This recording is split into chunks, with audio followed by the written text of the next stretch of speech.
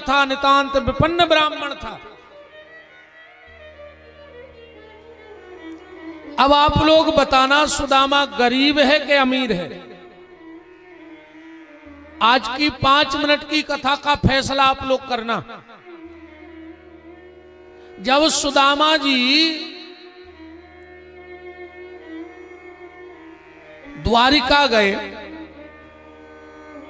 भगवान ने चरण धुलाए, भोजन कराए और भगवान अपने पलंग पर ले गए सुदामा जी को, और सुदामा जी को लिटा दिया पलंग पर। अब भगवान पलंग पर बैठ करके सुदामा के चरण दबा रहे हैं।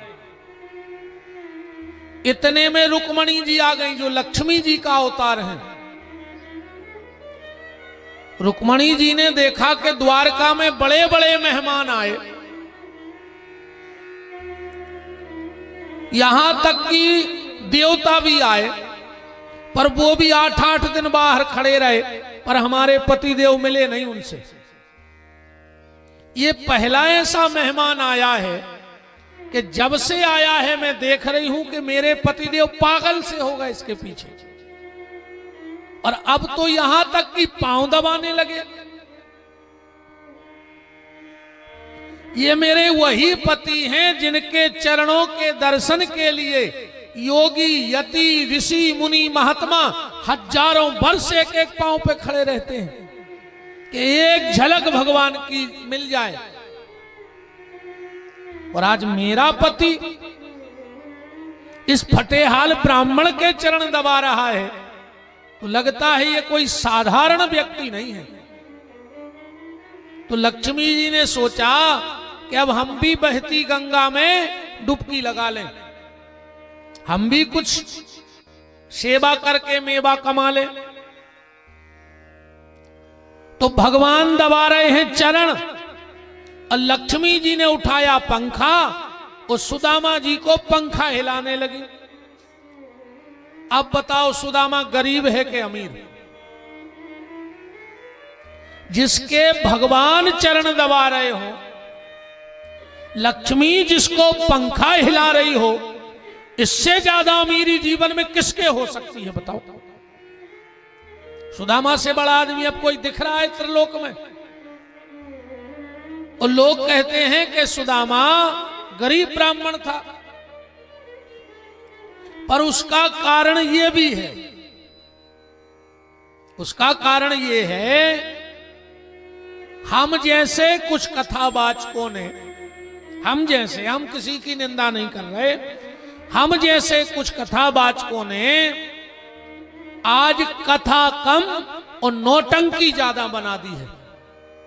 अब कथाएं कम होती है, अब नौटंकी ज्यादा होती है।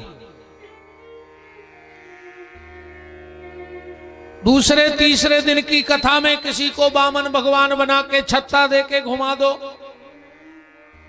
फिर छठवें दिन की कथा में किसी को राधा कृष्ण बना के बिठा लो, आखिरी दिना गांव के किसी एक बूढ़े को सुदामा बना दो, और बाल्टी दे दो और कह दो मांग लाओ पंडाल में से। कितना दोगे आप लोग? कितना दोगे बताओ? अगर अभी इस पंडाल में किसी को सुदामा बना के घुमा दें तो 1000-1500 से ज्यादा पैसा नहीं आएगा, और 1000-1500 रुपया के पीछे हमने उस सुदामा को भिखारी बनाया जिसके चरण भगवान द्वारिका में धो रहे हैं। हम आपसे भी निवेदन करते हैं इस बात का, खाली हम लोगों की हां में हां मत मिलाया करो। अगर हम लोग आपकी गलती बताते हैं तो आपको भी हमारी गलती बताने का अधिकार है। आप लोग भी कह दिया करो कि गुरुजी ये कौन सा नियम है, कोई भी पंडित जी सुदामा बना के घुमाए, विरोध करो इस चीज का कि पंडित जी ये कहां का नियम है कि सुदामा भीख मांगेगा? बताओ कहां लिखा है भागवत में?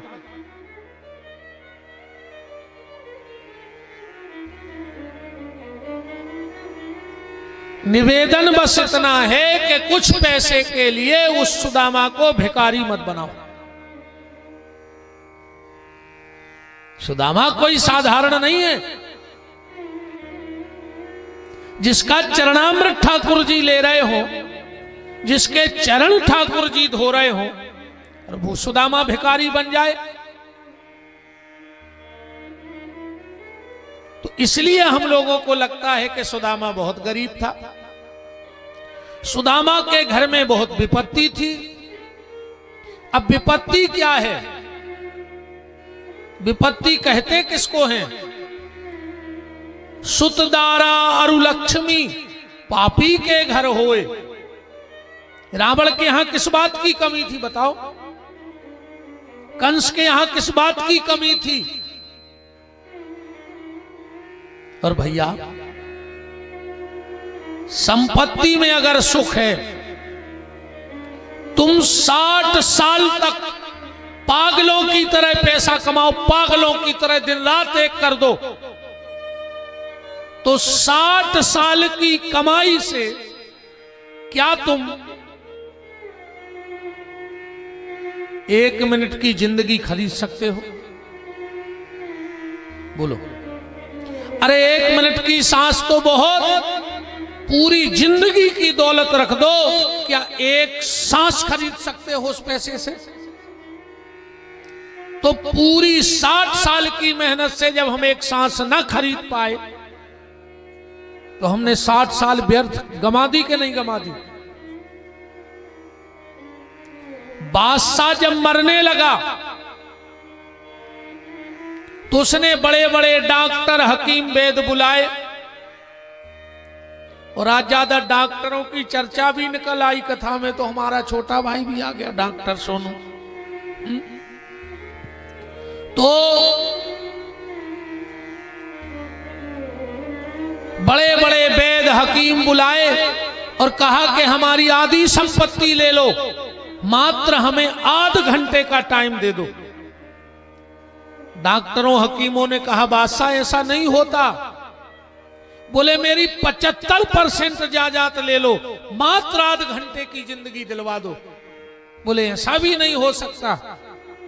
बोले मेरी पूरी संपत्ति ले लो, बस मुझे आध घंटे की जिंदगी दिलवा दो। वेदों ने कहा बादशाह क्या कमी रह गई तेरे लिए? अब आध घंटे की जिंदगी काय को मांग रहा है? पूरे भारत पे तूने एक छत्रराज कर लिया, सब कुछ तो तूने देख लिया, अब किस लिए आध घंटे की जिंदगी मांग रहा है? बादशाह की आंखों में आंसू आ गए। कहा मैं आध घंटे के लिए अब उस ऊपर वाले को याद करना चाहता हूं, क्योंकि संसार के हाय हाय में मैं ऊपर वाले को याद नहीं कर पाया कभी। और उसने अपनी अंतिम इच्छा बताई कि जब मेरा जनाजा निकाला जाए तो मेरे दोनों हाथ ताबूत के बाहर निकाल दिए जाएं खोलकर। क्यों? बोले दुनिया को पता लगे कि एक छत्रराज करने वाला बादशाह भी जब देश से गया तो खाली हाथ गया, यहां से कुछ लेकर के नहीं गया। आप कितना भी इकट्ठा कर लो, पर आखिरी में तो खाली हाथ ही जाना है। और रही बात कि हम संतान के लिए संपत्ति इकट्ठी कर दें, तो आपने इतने जीवन में यह अनुभव किया होगा, जिसके बाप दादा खूब कमा के रख गए थे, आज वो रोड पे आ गए। ये आप सबके अनुभव की बात है। और जिनके बाप दादा कुछ नहीं रख गए थे, आज वो महलों में बैठे हैं। तुम अपनी संतान की किस्मत नहीं बदल सकते, तो बदल दोगे? पूत कपूत तो का धन संचय, अपूत सपूत तो का धन संचय। अगर तुम औलाद को अच्छी शिक्षा और अच्छे संस्कार ना दे पाए, तो संपत्ति कितनी इकट्ठी कर देना,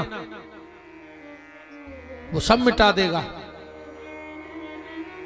और अगर तुमने अच्छी शिक्षा और अच्छे संस्कार दिए हैं, तुम बिल्कुल मत कमाना, अपने आप कमा लेगा। संपत्ति कब बढ़ती है पता है? जब राम जी 14 साल के बाद लौट करके आए तो 14 साल में अयोध्या की संपत्ति कितनी बढ़ गई थी पता है? 10 गुना। जितनी राम जी छोड़ के गए थे तो 10 गुना संपत्ति बढ़ गई। जब राम जी का तिलक हुआ और राम जी ने कार्यभार अपने हाथ में लिया तो राम जब जा रहे थे, जब भी देखो जो राजा बनता है उसको पहले बता दिया जाता है कि राज्य में इतनी संपत्ति है, इतने सैनिक हैं, इतने हथियार हैं, तो राम जी को ये सब पहले सिखा दिया गया था। क्योंकि आज बताया, कल राज्यपाठ होना था, कल वनवास हो गया। तो जैसे ही राम को 14 साल बाद तिलक लगा, 14 साल बाद तिलक लगा और राम जी के सामने अयोध्या की संपत्ति रखी गई। राम जी ने कहा क्या बढ़ा क्या घटा? बोले घटा कुछ नहीं, 10 गुना बढ़ गया। राम जी ने भरत जी से कहा भरत इधर आओ, हम हिसाब चाहते हैं कि ये 10 गुना संपत्ति बढ़ी कैसे, हमको हिसाब चाहिए, ये 10 गुना संपत्ति बढ़ी कैसे? भरत जी बोले हम क्यों हिसाब दें, हम कौन होते हैं हिसाब देने वाले? राम जी ने कहा फिर हिसाब कौन देगा? बोले हिसाब राजा देगा।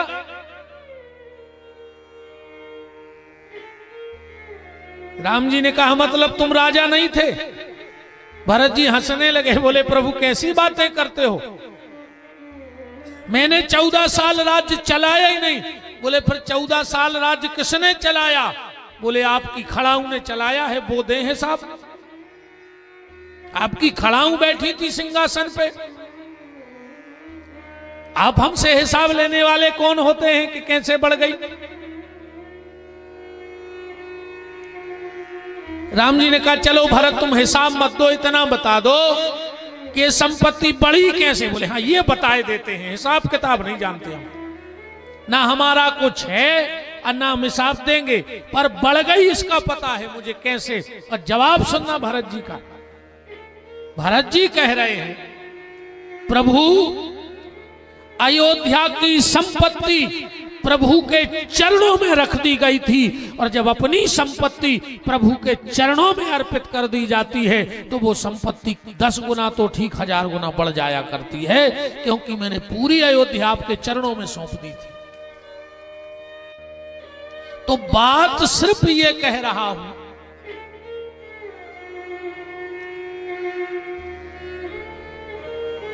शिक्षा और संस्कार चुनो, संपत्ति वो अपने आप चुन लेगा,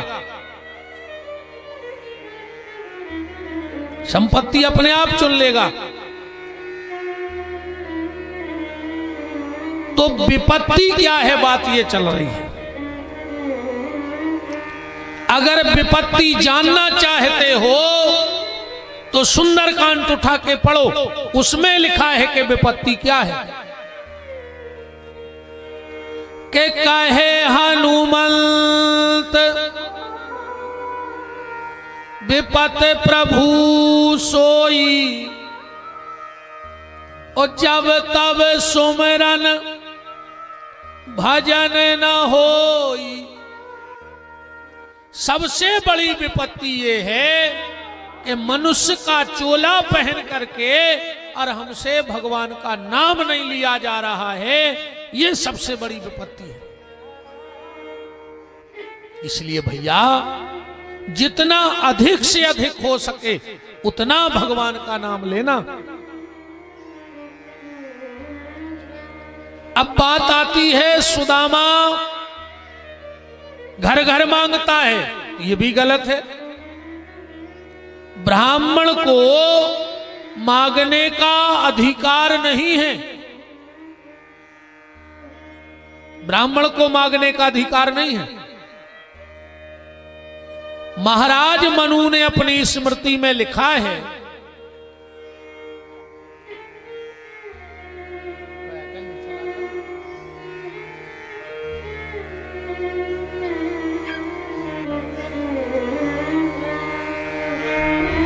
ब्राह्मण को दान लेने का अधिकार है, ब्राह्मण को मांगने का अधिकार नहीं है। ब्राह्मण को कभी असंतुष्ट नहीं होना चाहिए और किसान को कभी संतुष्ट नहीं होना चाहिए। किसान कभी संतुष्ट ना हो,